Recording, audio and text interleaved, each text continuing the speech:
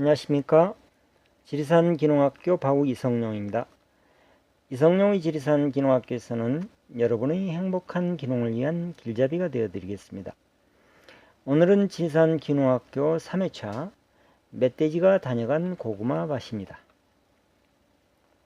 어제 저녁에 산신령님이 다녀가셨네요. 호랑이가 없는 요즘 산은 멧돼지가 지배합니다. 그래서 그런지 멧돼지가 겁이 하나도 없습니다. 아침에 보니까 텃밭에 심어놓은 고구마밭을 깨끗하게 뒤집어 놓았습니다. 오미자 밭 가운데에 꽁꽁 숨어있는 이 손바닥만한 밭을 어떻게 찾았을지 내비게이션을 찍고 찾아도 힘든 곳일 텐데 이 멧돼지의 그 꼼꼼한 능력에 정말 감탄스럽습니다. 다행히도 우리하고는 식성이 달라서 먹을 걸 남겨 놓았네요.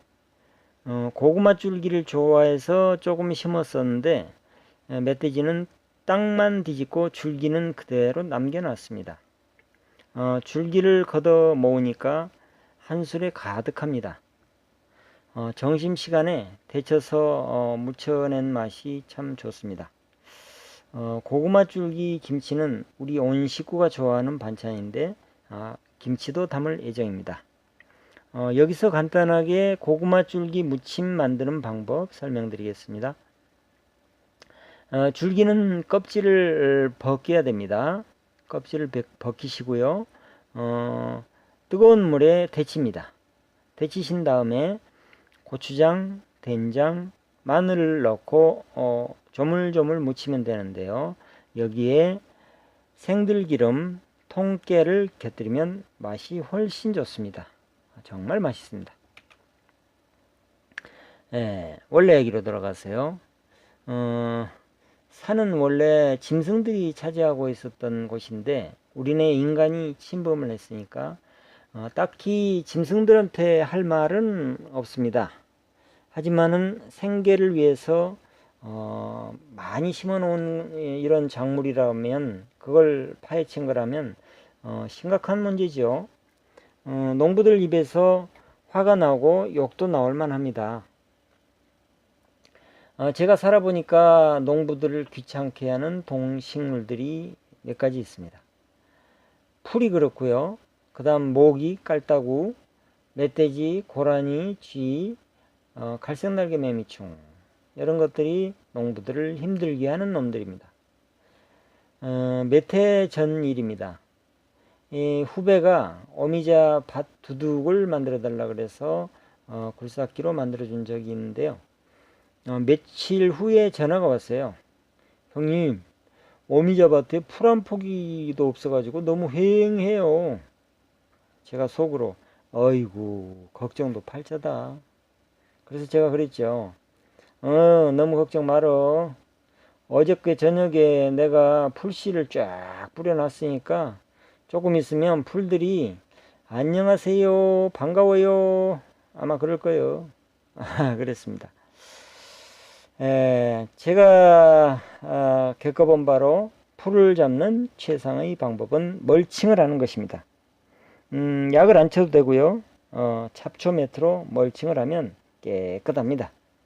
제일 좋은 방법 같습니다.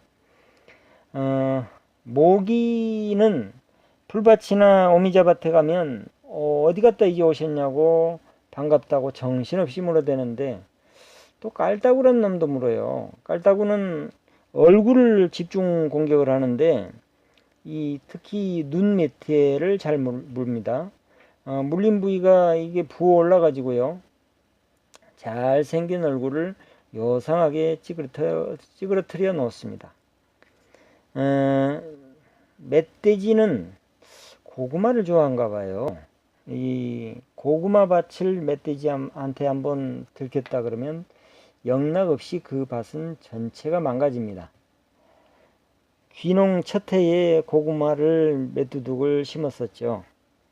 그러고 나서 밭 바로 옆에다가 개를 매 놓았는데요. 제가 살고 있는 데서 불과 한 3, 40m도 떨어지지 않은 곳이니까요. 그러던 어느 날 고구마가 조금 파헤쳐져 있었습니다. 저는 이렇게 생각을 했죠. 개가 있으니까 멧돼지란 놈이 와서 파다가 겁이 나서 도망갔구나. 또 와도 개가 있으니까 괜찮겠지 했는데, 다음날 멧돼지가 자기 가족 전체를 다 데리고 와서 밭을 깨끗하게 뒤집어 놓았고요. 고구마는 한 알도 남겨놓지를 않았습니다. 고란이란 놈은 작물의 새로 난 순이나 잎을 뜯어먹죠. 또 이 밭을 이리저리 다니면서 비닐 멀칭을 짓밟아서 엉망으로 만들어 놓습니다. 몇 해 전에 초석잠을 심었었는데요. 초석잠 밭 둘레에다가 그 나프탈렌 점약이 있죠. 이 나프탈렌을 요구르트 병에 넣어서 매달아 두었더니 고라니가 들어오는 것을 막을 수가 있었습니다. 아마 제 생각에는 멧돼지나 고라니 같이 이렇게 후각이 발달한 놈들은 이런 나프탈렌 같은 냄새나는 약들이 굉장히 효과가 있을 것 같습니다. 산골에 살다 보면 쥐도 많지요. 귀농 초기에 비닐하우스에서 살 때 이야기입니다. 쥐가 들어와서 같이 살자고 그러더구만요. 아무리 자연 속의 삶이라고 하지만은 쥐하고 함께 사는 건 달갑지가 않죠. 쫓아내려고 별 방법을 다 써보았습니다. 쥐가 다니는데 목초액이나 황 같은 냄새나는 물질을 갖다 놓아 보기도 하고요. 찍찍이를 갖다 놓기도 하고요. 소용이 없었습니다. 그래서 이번에는 돈을 들여서 비싼 이 초음파 쥐 퇴치기가 있더구만요. 초음파 퇴치기를 사서 틀어봤는데 이것도 소용이 없었습니다. 그리고 이놈의 서생원들은 정말 겁도 없습니다. 이 잠을 자고 있는 제 얼굴 위를 운동장이라고 생각을 하는지 운동회를 하듯이 얼굴 위로 달리기를 합니다. 정말 두 손 두 발 다 들었습니다. 컨테이너에 옮겨와서 살 때는 쥐가 들어오리라고는 예상도 못했습니다.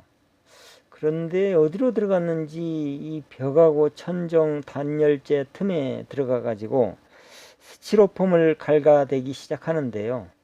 낮에는 조용합니다. 근데 이 밤이 되면 활동을 시작하는데 저녁 내내 잠을 잘 수가 없습니다. 소리 나는 곳을 주먹으로 때려보기도 하고 초음파 발생기를 틀어보기도 하고 조그맣게 구멍을 뚫고 에프킬라를 뿌려보기도 했는데 쥐는 정말 끄떡이 없습니다. 그래서 정말로 최대한 안 쓰려고 했던 최후의 방법을 썼죠. 농협에서 7,000원짜리 대추할 만한 알약으로 된 쥐약을 한 통 사서 쥐가 다닐 만한 곳에 놓았습니다. 그랬더니 단박에 효과가 있었습니다. 쥐약이 없어지는 걸 보니까 쥐들이 먹는 게 분명했고요. 그리고 나서 2, 3일 후에 더 이상 쥐소리가 나지 않았습니다. 쥐에는 농협에서 파는 쥐약이 최고입니다. 작년부터 생긴 귀찮은 존재가 하나 있는데요. 갈색날개 매미충이라는 건데 현재로는 뾰족한 방법이 없는 것 같습니다. 작년에는 은행을 삶아서 뿌려보기도 했는데 효과가 별로 없고요. 올해는 장목반에서 농약을 나눠주는데 저는 친환경 재배를 하니까 이건 쓸 수가 없고 하기는 뭐 농약 뿌리는 농가들 얘기를 들어보면 이놈들이 뿌릴 때는 산으로 도망갔다가 며칠 후면 다시 날아온답니다. 또 내 밭만 방제를 잘한다고 될 문제도 아니고 옆밭에서 날아오기도 하고 산에서 날아오기 때문에 굉장히 어렵다고 하는데요. 다행히 이놈들은 열매는 손을 안 댑니다.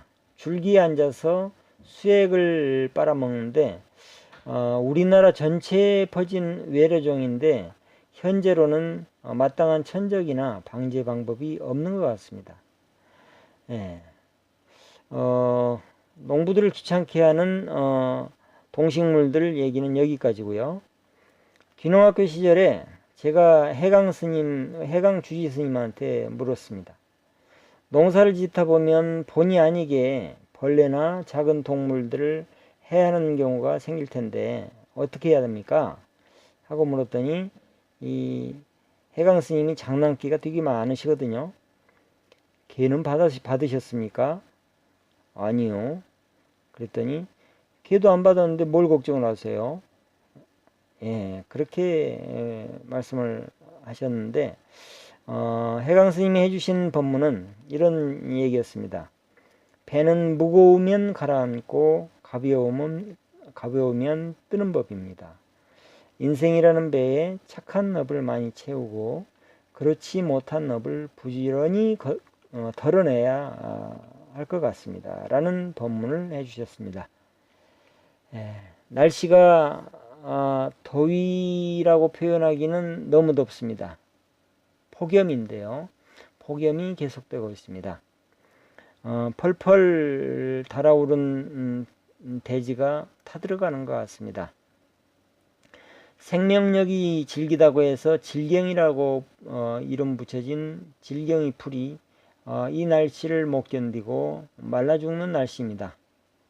그런데 뉴스를 들어보면 이런 날씨를 만든 원인은 바로 인간이라고 하는구만요. 예, 오늘 내용은 여기까지입니다. 귀농을 고려하고 계신다면 시골에 땅을 사기 전에 귀농에 대한 사전 정보를 충분히 수집하시기를 추천드립니다. 당신이 행복한 귀농을 하는 그날까지, 당신이 성공하는 그날까지 이성룡의 지리산 귀농학교는 계속됩니다. 감사합니다.